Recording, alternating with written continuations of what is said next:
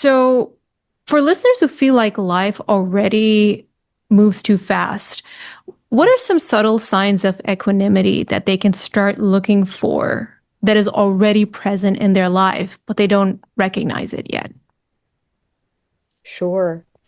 Well, I think this may not be the answer that you are thinking of or looking for, but I think one of the most readily available Hmm. ways to access equanimity is to slow down for just a minute or two and pay attention to your breath. And you'll notice that in Yes. between the in breath and the Yeah. out breath, there's a pause. And it's a pause that is completely balanced, and you don't have to do anything to make it happen. Hmm.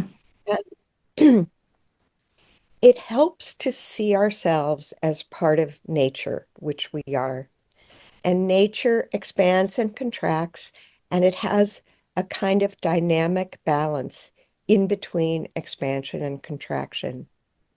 So we breathe in, there's a pause. We breathe out, there's a pause. And in that pause, there's balance.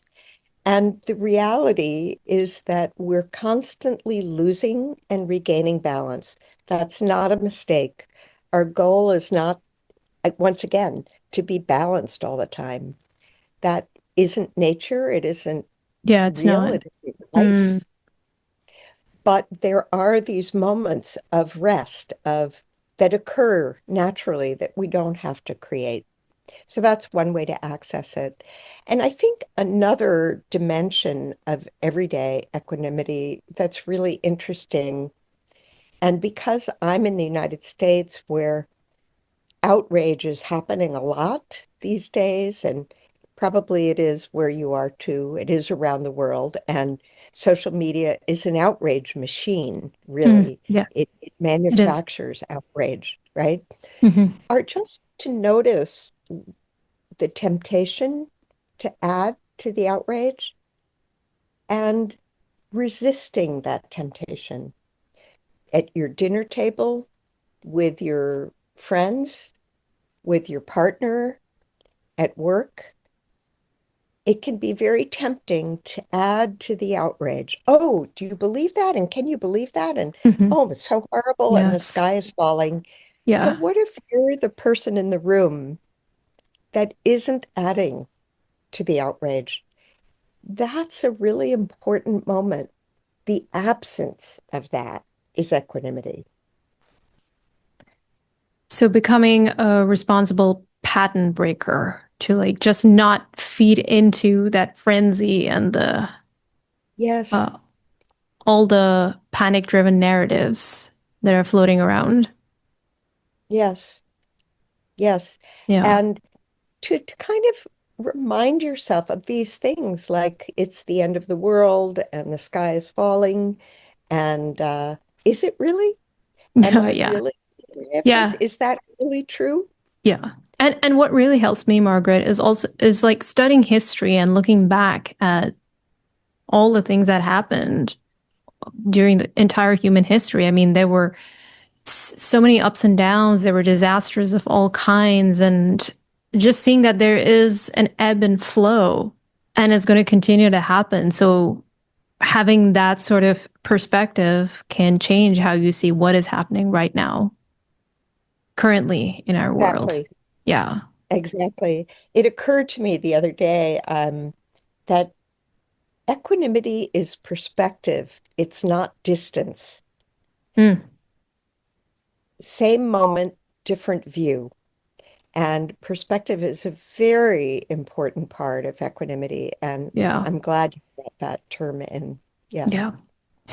And I also love the fact that you ground this with science. I mean, you weave in a lot of beautiful personal stories and spiritual traditions, but you also bring science into the picture. So, from your perspective, how does science help us understand why equanimity is so needed and how it's actually a very practical human capacity, especially when we are stressed or emotionally reactive? It's interesting because science is just starting to turn towards the study of equanimity. I think we're going to see a whole lot more of it. It's really only in the last 30, 35 years that we've been Hmm. studying mindfulness, right? Yes, it And is there's new. a lot of data on Although it's mindfulness. been around in Eastern traditions for years, right? Of So, course, yeah, yeah.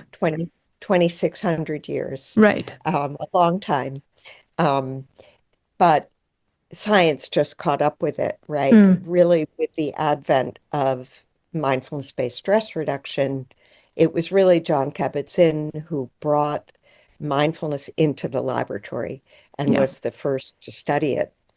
And a researcher at Carnegie Mellon, David Cresswell, who I interviewed for the book, had been one of the people studying mindfulness in his laboratory. Hmm. And David is one of the first people to begin to tease apart mindfulness and equanimity. And it's very interesting, the research that he did. Um, he had worked with a meditation teacher called Shinzen Young, and I don't know that we'll get into all of that right now. It's in the book, Yep. but Shinzen is someone who has stressed equanimity, been very interested in it as a key component of mindfulness. So David set up some research trying to tease apart the really significant, impactful variables within mindfulness trainings that affected outcomes. Hmm. So he set up two conditions for mindfulness-based stress reduction courses, one with equanimity prompts and one without equanimity prompts. So we might say that one version was really about stress reduction only, so-called, or attention training, Okay. and the other included equanimity.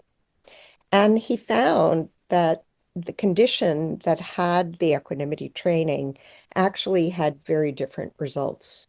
Biological, these weren't just self-report measures. There were biological measures around stress, reactivity. The equanimity seemed to buffer against stress more on a biological level.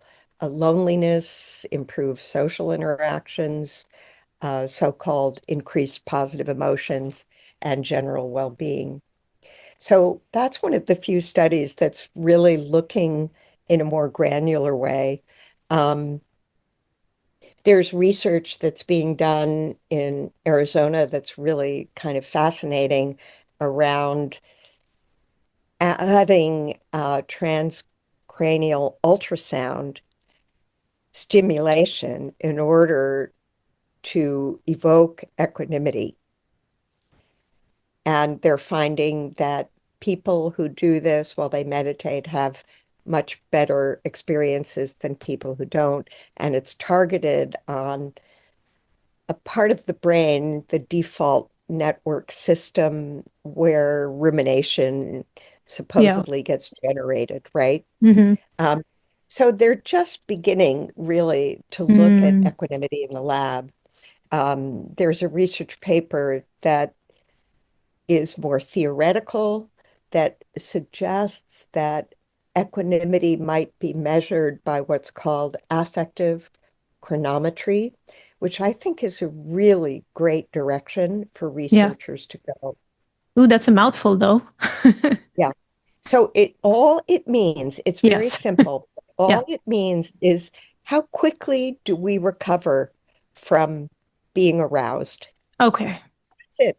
That's it. And Yeah. that's really equanimity. How quickly? So you show people, for example, if you have them in an fMRI, you show them provocative stimuli, like Yeah. really distressing images. How quickly do they come back? How quickly do they recover their equanimity after being aroused? That's affective chronometry. Okay. Thanks for explaining that. And I mean, those studies are very, very promising. And I hope it will help equanimity and learning the skill of equanimity become more mainstream? Because I'm just thinking the way our world is set up right now, it makes it even harder for us to be in that state because we can get so overstimulated and we're so busy. There's just so much to do, so much sensory input to take in. I Yes. mean, we're literally swimming upstream, and having this skill to be able to get centered and to be able to stay in that space of calm is just, it's vital, really. I agree completely. Yeah, I think yeah. I think it's kind of Show us the way, never Margaret.